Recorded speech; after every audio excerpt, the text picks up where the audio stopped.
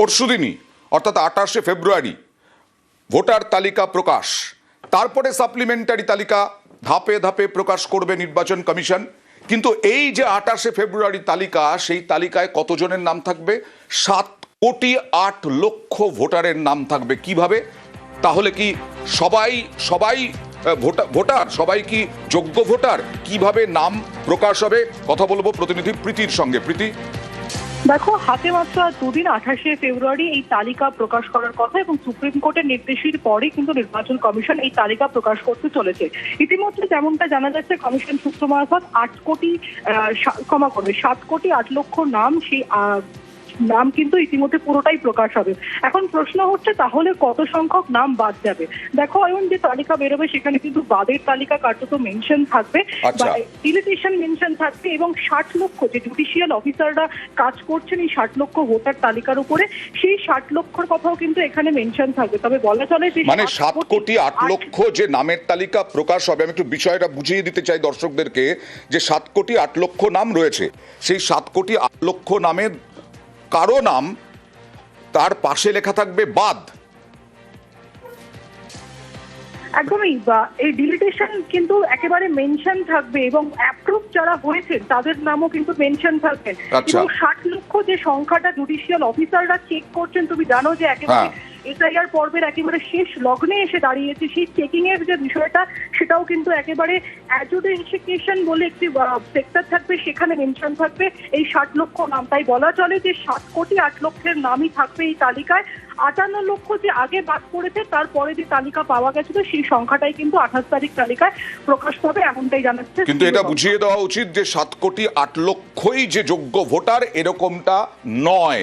এইটা ভোটারদের বুঝতে হবে, তাই তো? একদমই, এই 7,08,00,000 যোগ্য ভোটার নন। এবং সাপ্লিমেন্টারি যে তালিকা বেরোবে, তুমি জানো ইতিমধ্যে জুডিশিয়াল অফিসাররা জেলা জাজেরা তারা কাজ শুরু করেছেন। তারা যে অ্যাডিশনাল তালিকা দেবে, এবং পরবর্তীতে যেটা ডেডলাইন হিসেবে না ধরা হলেও মার্চ মাসের 10 তারিখ, 9 থেকে 10 তারিখ সেই অ্যাডিশনাল তালিকা বেরোনোর একটা চান্সেস রয়েছে। সেই তালিকা যখন বেরোবে তখন কিন্তু পুরোটাই পরিষ্কার হয়ে যাবে। বেশ। আর সিইও মনোজ কুমার আগরওয়াল কি বলছেন দেখুন। ফাইনাল লিস্ট তৈরি হবে 28 যেটা ফেব্রুয়ারি হবে। এরপরে যখন পর্যন্ত নোটিফিকেশন হবে না ইলেকশন, যত কে এডুকেশন হয়ে যাবে আর যে ক্লিয়ার হয়ে যাবে, ওরা deem to be part of final list আছে। খোঁজ যেটা হবে না, লেখা থাকবে এডুকেশন আছে বা ডিলিট আছে, যে লেখা থাকবে যেরকম হয়। গত কয়েকদিনে কোর্টের পর কোর্টে ছিল বোমাতঙ্ক। আজকে পোস্ট অফিসের পর পোস্ট অফিস এবং রুবি মোড়ে পাসপোর্টের অফিসে বোমাতঙ্ক, চরম হয়রানি। এই বোমাতঙ্কে রুবি পাসপোর্ট অফিসে বোমাতঙ্ক, খালি করে দেওয়া হয় পাসপোর্ট অফিস, তল্লাশিতে ডগ স্কোয়াড। কতক্ষণ ধরে এই হয়রানির মধ্যে ছিলেন পাসপোর্ট অফিসে আসা বহু মানুষ। অভিজিৎ, কি অবস্থা ছিল?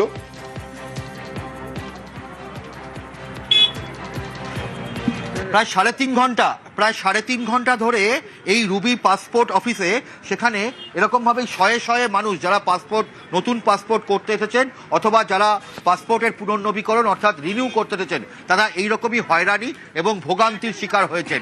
কারণ সকাল 10টার সময় কারোর স্লট, কারোর 11টায় স্লট, কারোর 12:30টায় স্লট, এখনও কারোরই প্রায় কাজ হয়নি। দুপুর 1:55 থেকে টোকেন দিয়ে যারা সকালবেলা ঢুকেছিলেন এবং বোমাতঙ্কের কারণে যখন পাসপোর্ট কেন্দ্র খালি করে দেওয়া হয়, প্রত্যেককে বার করে দেওয়া হয়।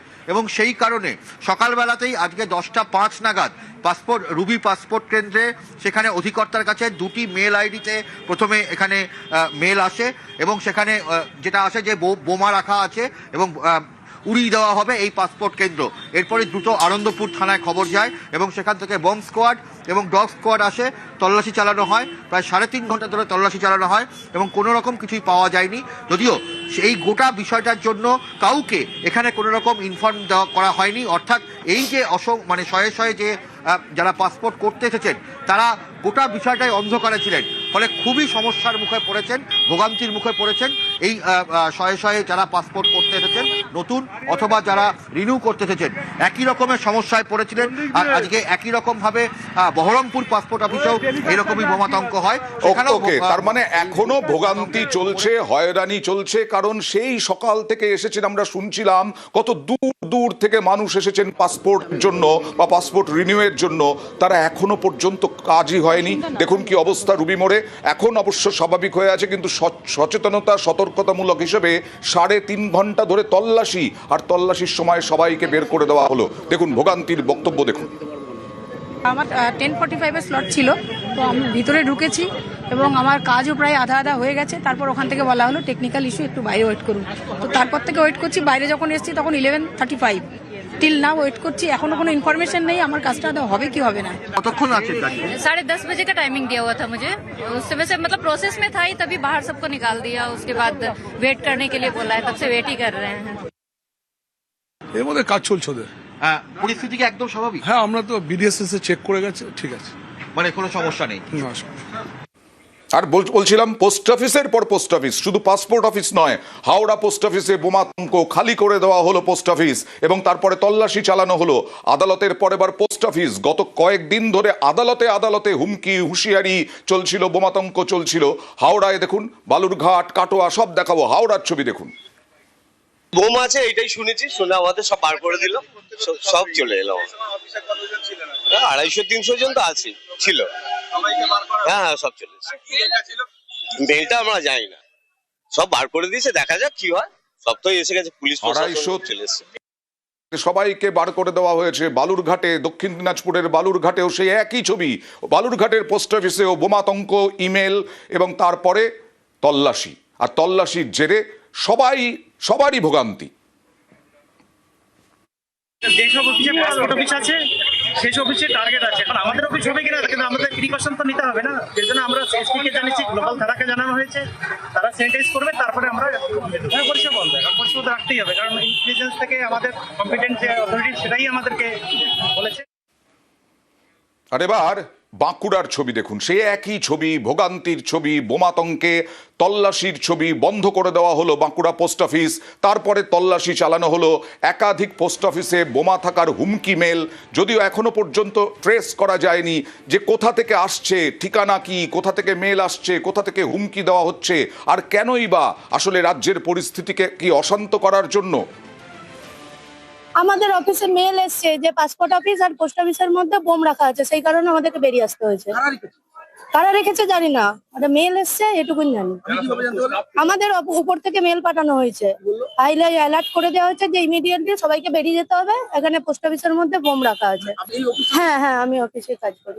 পুলিশকেও ইনফর্ম করা হয়েছে।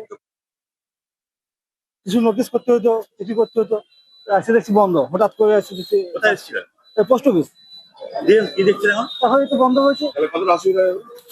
ওটারই অসুবিধা। এতটা এখনো কোনো আধিকারিকের সঙ্গে দেখাও হয়নি, এখনো কোনো কথাও হয়নি। যে পোস্ট অফিস আছে সব পোস্ট অফিসেই বোমাতঙ্কের মেল হুমকি।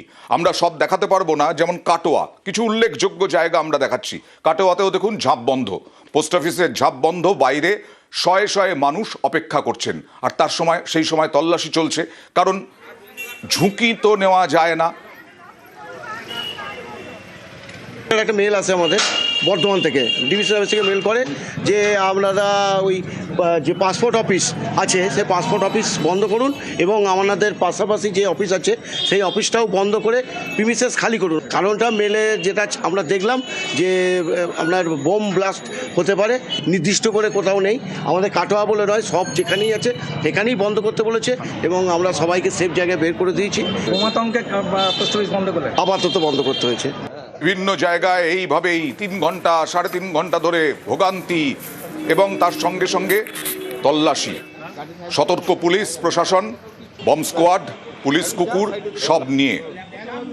একাধিক পোস্ট অফিস, রাজ্যের প্রায় সব পোস্ট অফিসেই, বিভিন্ন জেলায় জেলায় পোস্ট অফিসে এই বোমাতঙ্কের হুমকি। বোমা রাখা আছে, মনে করা হচ্ছে প্রাথমিকভাবে তামিলনাড়ু থেকে এই হুমকি মেল। তার জন্য রাজ্য পুলিশ তামিলনাড়ুতে গেছে, কিন্তু এখন দেখার যে আসলে কোথা থেকে এই মেল জেনারেট হচ্ছে, কেন আদালত এবং পোস্ট অফিস পাসপোর্ট অফিসে কেন বারবার এই বোমাতঙ্কের হুমকি, রাজ্যের চারিদিকে সব জায়গাতেই প্রায় পোস্ট অফিসে আতঙ্ক। কিছু সময় আগে খবর এলো যে পোস্ট অফিসে ওই বোমাতঙ্কের একটা ইমেল এসছে। সেই ইমেলের কারণে মাননীয় পোস্টমাস্টার মহোদয় পোস্ট অফিসে যারা ছিলেন সবাইকেই বাইরে যেতে বললেন, যে প্রাণের ঝুঁকি নিয়ে পোস্ট অফিসে থাকার দরকার নেই, সবাইকেই বাইরে যেতে বললেন এবং স্টাফরাও সবাই মোটামুটি বাইরে বেরিয়ে এসেছেন। মেল আসে পোস্টমাস্টার তরফ থেকে আমাদেরকে বলা হয়, বিভিন্ন পোস্ট অফিসে অ্যালার্ট করা হচ্ছে যে বোমাতঙ্কের একটা সম্ভাবনা আছে, তাই সমস্ত স্টাফ এজেন্ট এবং যারা পাবলিক সবাইকে বাইরে বার করে দেওয়া হলো। 2:30 পর্যন্ত এই সমস্যাটা থাকতে পারে, তাই 2:30টার পরে আবার যথারীতি কাজ চালু হবে।